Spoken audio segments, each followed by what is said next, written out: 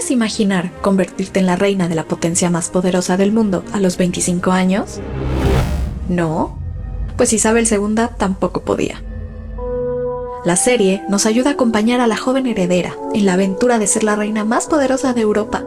La reina guía el futuro de la monarquía, que se enfrenta a un mundo destruido y amenazado por la guerra, al tiempo que intenta estrechar su relación con el primer ministro, Winston Churchill. A través de su visión se podrán ver las rivalidades políticas e intrigas personales de los principales personajes de la historia contemporánea de Inglaterra, haciendo principal hincapié en las relaciones que existen dentro de la misma familia real. Exploramos la vida personal de la reina, en un contexto de constante transformación de la sociedad, en donde la monarquía es cuestionada por los avances sociales y científicos. Acompáñanos en esta aventura, de la mano con el Dr. Gabriel Cavazos Villanueva. Bienvenidas, bienvenidos a una emisión más de Cultura al Derecho.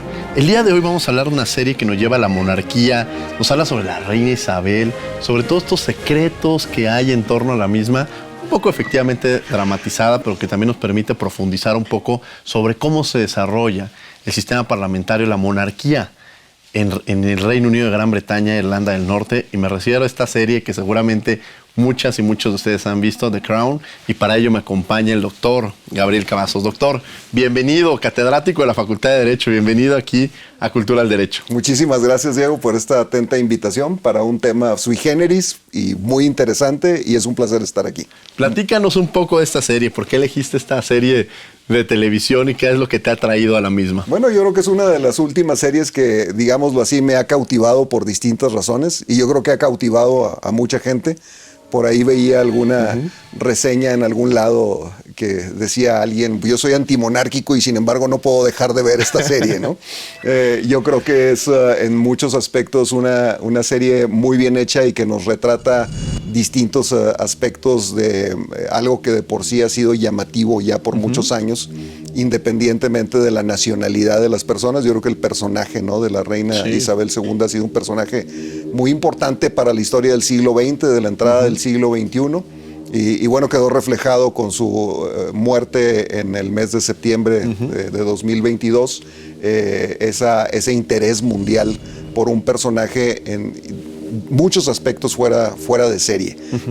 Y creo que el análisis que se hace en la serie es por demás interesante. Platícanos un poco sobre esta figura de la monarquía parlamentaria, que seguramente para muchas y muchos que nos están viendo les genera dudas de cómo funciona, cómo surge, un poco de esto, platícanos. Sí, claro, esa es una parte muy interesante, porque una de las cosas que concluye uno al estar viendo la serie es que la monarca, en el momento en que es coronada, o en el momento en que asume más bien su reinado a la muerte de su padre, el rey Jorge, pues ya no es ella una persona, sino la representante justamente de la corona, y de ahí el nombre de la serie.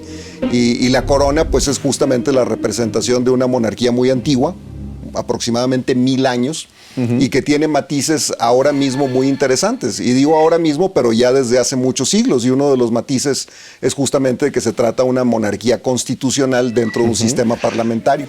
Esto quiere decir que es una monarquía que tiene contrapesos, no contrapesos de ahora, sino contrapesos desde hace muchos siglos.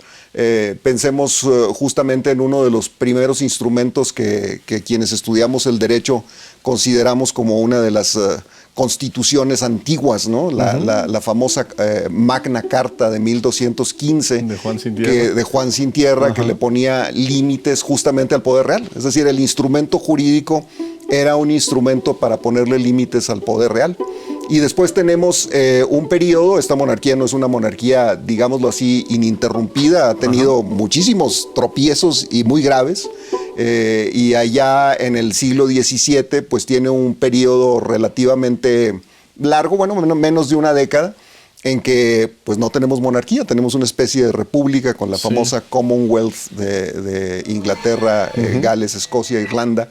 Y en ese momento esa interrupción, o a partir de esa interrupción, pues lo que surge es la monarquía moderna con ese sistema parlamentario, en donde realmente la supremacía la tiene el Parlamento. Es decir, la monarquía actúa con base en leyes constitucionales. No olvidemos que Gran Bretaña, el Reino Unido no tiene una constitución escrita como la conocemos aquí o con la tradición, por ejemplo, de los Estados Unidos, pero leyes constitucionales. Entonces esas leyes constitucionales que emanan del Parlamento son justamente las que norman toda la actividad del Estado, incluyendo, obviamente, de manera muy importante, la corona. Entonces la corona está sujeta a esas leyes constitucionales. Por eso es constitucional y por eso es parlamentario. ¿Estos pesos y contrapesos existen o los roles que juega tanto la propia corona como el propio parlamento en cada una de las funciones que llevan a cabo, ¿no? Sí, claro, y eso la serie lo refleja de manera muy interesante. No sé si recuerdas, en la temporada 1 nos damos cuenta que lo único, en la temporada 1 y creo que en parte de la temporada 2, que lo único que estudió formalmente la monarca Isabel II fue derecho constitucional. Le ponen un tutor decano del colegio de Eton, el famoso colegio de Eton, y lo único que le enseña es derecho constitucional. Y cuando en algunos capítulos posteriores ella le reclama a su madre, a la reina madre, que por qué no fue más educada, que se siente ignorante, que se siente que no sabe muchas cosas. Y ella le dice, se te enseñó lo que tenías que saber. Claro. Y lo que tenía que saber era el derecho constitucional. Entonces a mí me marcaron mucho esos capítulos, porque estudiaba estos textos del siglo XIX del constitucionalista Bagehot, que le explicaba cómo había dos partes de la Constitución, una parte que le llaman en inglés dignified, ¿no? Como si fuera una parte solemne, que es justamente la que representa la monarquía, y una parte, le decían efficient, ¿no? La parte eficiente, que es justamente la del gobierno. Y en ese contexto, el equilibrio que guarden ambas es justamente lo que le da estabilidad a todo el sistema, ¿no? Incluyendo obviamente a la corona. Esta influencia que puede llegar a tener la política, la reina, existe porque algunos dirían que prácticamente el papel de la reina no juega un rol protagónico, no juega un rol tan relevante en los términos de las decisiones políticas. Pensaríamos que está bajo el Parlamento y que la reina no genera esta discusión, este debate. ¿Cuál es el papel político que de alguna manera tiene la reina? Esta es una parte interesante porque en varios capítulos, de manera explícita o a veces de manera implícita, la reina decía que su rol era guardar silencio. Era justamente representar esa parte estable del Estado, ¿no? De la unidad nacional. Y justamente este constitucionalista que mencionaba hace un momento y que ella estudiaba, decía que, por ejemplo, en la relación que guarda la reina con el gobierno, particularmente con los primeros ministros, queda en una reunión que la serie nos la retrata muchas veces, que en realidad es una reunión privada, sobre la cual no se levanta ninguna minuta, ningún acta oficial, absolutamente nada. Entonces, pues todo lo que vemos en la serie pues son suposiciones o cosas que probablemente trascendieron en la historia, que pudo haber sido así una determinada conversación, pero en realidad no está grabada, no está nada.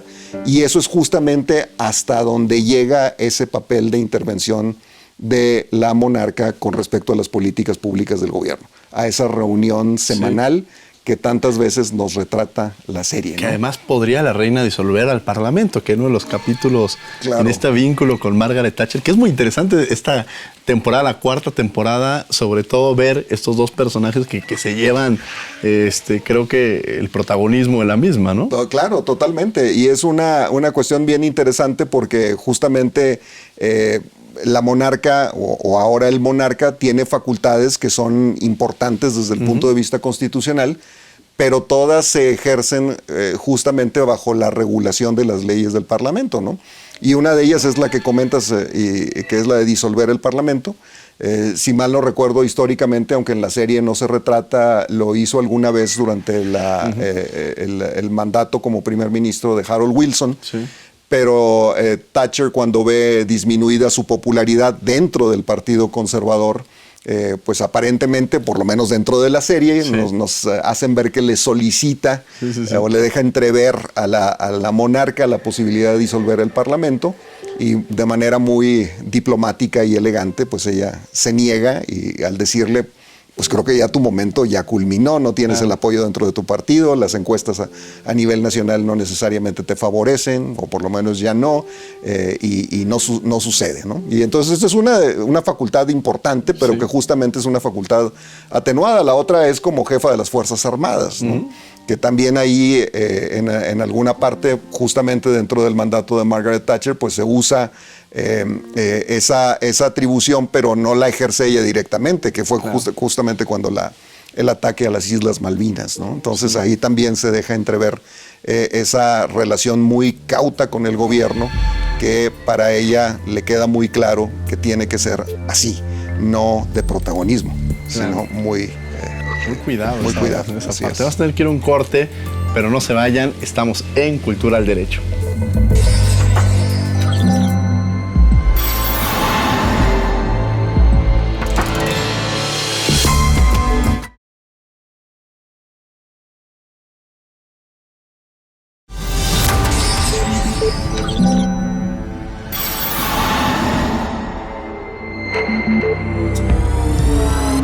Estamos de regreso en Cultura del Derecho platicando de esta serie tan interesante de Crown, y para ello me acompaña el doctor Gabriel Cavazos, quien es catedrático de nuestra Facultad de Derecho.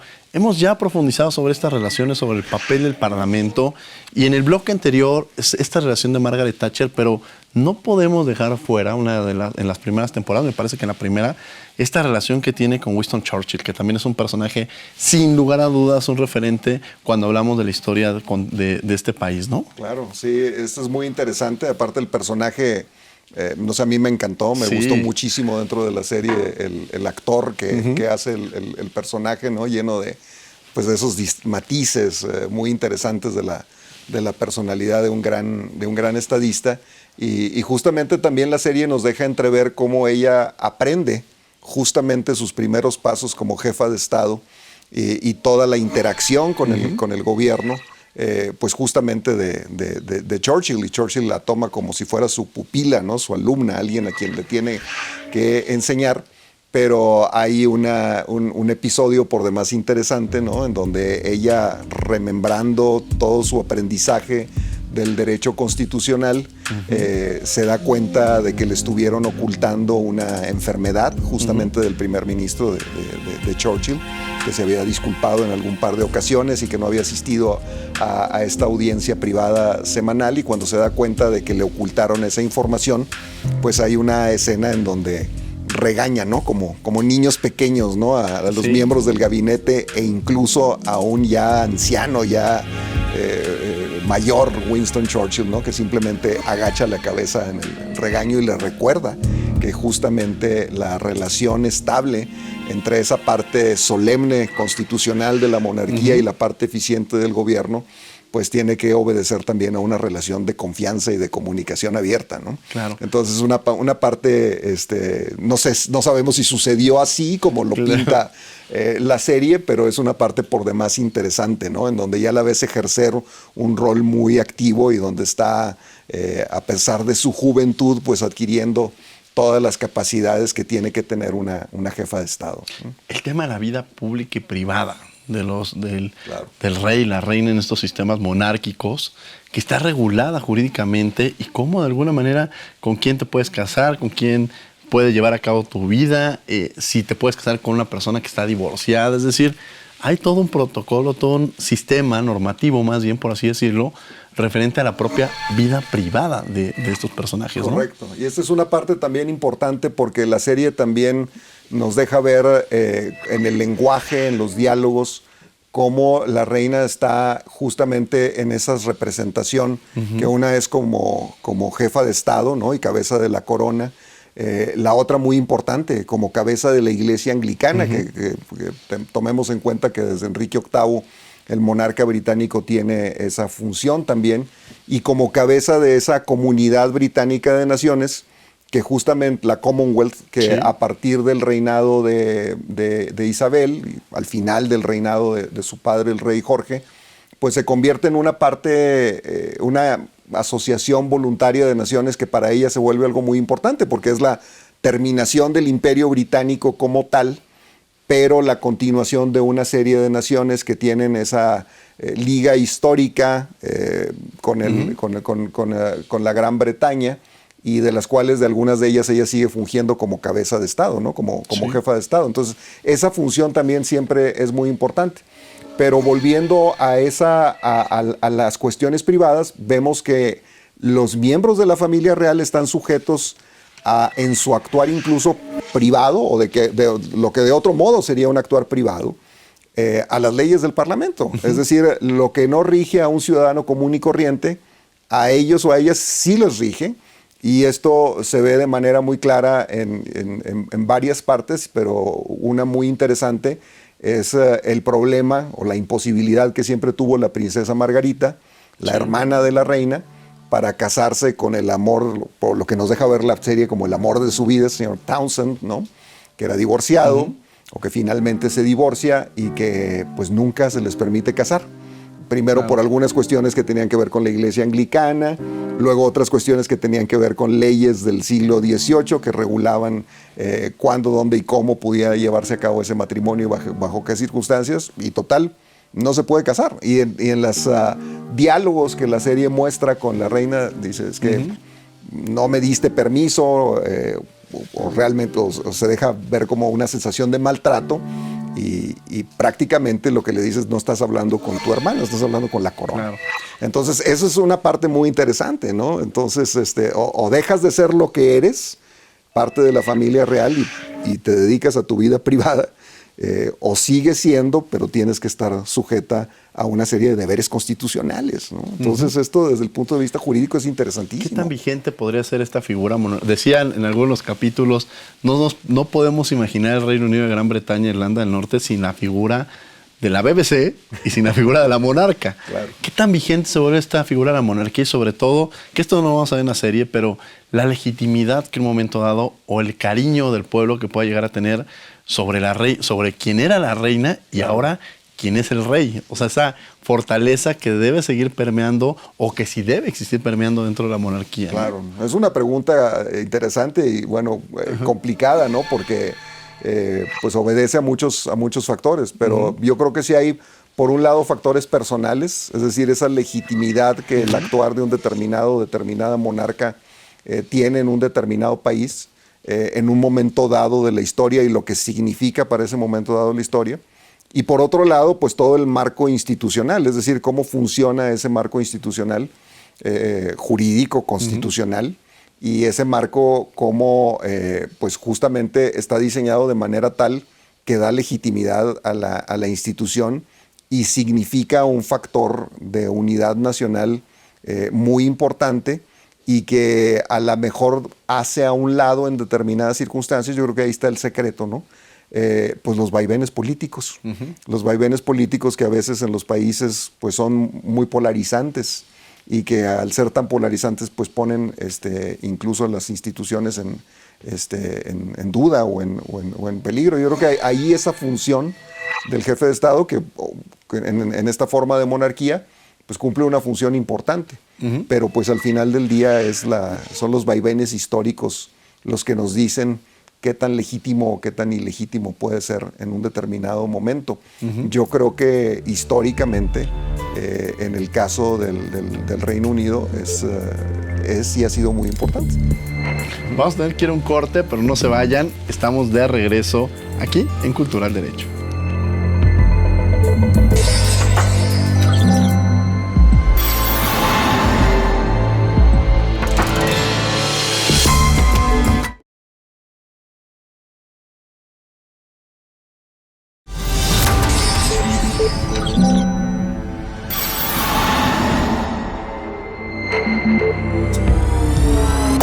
Estamos de regreso aquí en Cultura del Derecho platicando de esta serie de Crown, y me acompaña el doctor Gabriel Cavazos, quien es catedrático en la Facultad de Derecho.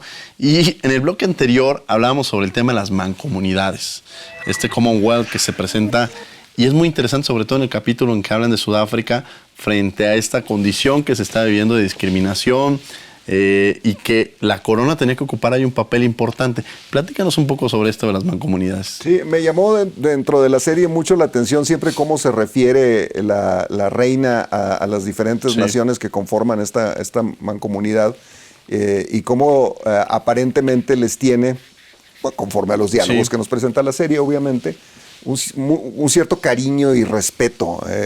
Siempre, aún en situaciones en donde se pudiera prestar a que se hicieran bromas por parte de su esposo, el duque de Edimburgo, o a que se menospreciara esa relación con la mancomunidad, como en este caso por parte de la primera ministra Thatcher, y que no le diera la importancia que le daba a la reina, a la Commonwealth, pues ella como que era una parte de su función que tomaba muy en serio. Y justamente en este capítulo al que te refieres, donde la mancomunidad quiere sacar una declaración conjunta condenando el régimen del apartheid en Sudáfrica, y en donde Margaret Thatcher no lo ve como algo que necesariamente desde el punto de vista político sea relevante, importante, y que al final del día puede ser incluso hasta contraproducente según su muy pragmático punto de vista, pues nos presenta la serie hasta como una especie de lucha de poder, ¿no? En donde realmente la reina tiene una capacidad de convocatoria de los países miembros y también de respuesta política de ella misma hacia lo que ellos quieren manifestar en ese momento, y finalmente pues lo que se cuida son las palabras que se usan en la declaración, y al final del día pues sale avante, ¿no? Pero ese capítulo refleja de manera interesante esa perspectiva respecto a la comunidad de naciones. Y otra que me parece relevante tiene que ver con cuando Ghana en África se le ve como muy de cerca al régimen soviético de aquel entonces, y cómo incluso la reina, contra la recomendación del propio primer ministro, del propio gobierno, hace un viaje a Ghana, un viaje completamente de representación diplomática, y en un momento dado saca a bailar en la cena de Estado, esta recepción de Estado, al presidente de Ghana, y esa situación pues cambia o revierte en muchos aspectos la situación política o la aproximación política de Ghana respecto al Reino Unido.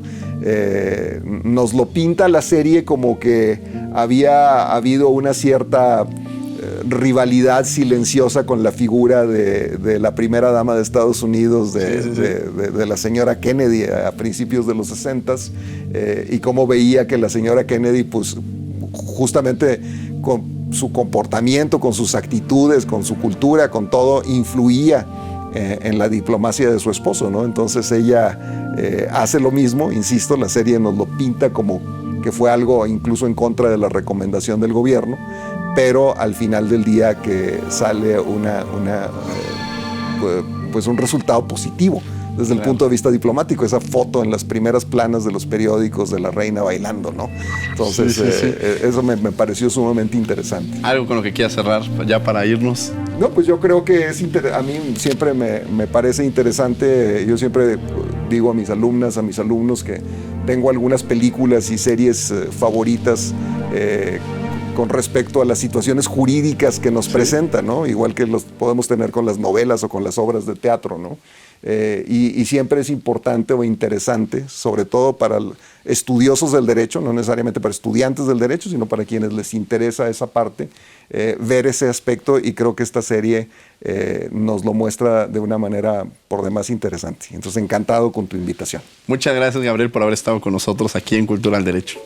Encantado y muchísimas gracias. Muchas gracias, y gracias a ustedes por haber estado con nosotros en una emisión más de Cultura al Derecho.